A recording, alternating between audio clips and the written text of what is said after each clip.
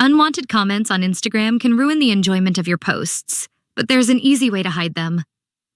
In this tutorial, you'll learn how to set up Instagram to automatically hide unwanted comments so that your profile stays clean, safe, and pleasant for all your followers.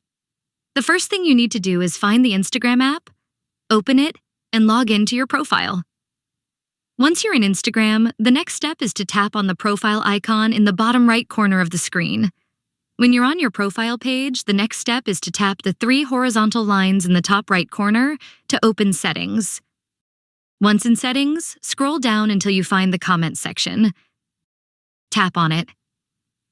In the Comments section, you will see several options.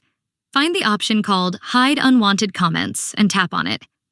Once you do that, you will see 3 options: None, Some, and More.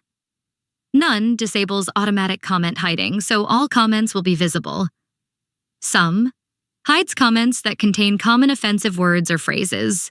More allows Instagram to hide a wider range of comments that might be inappropriate or offensive.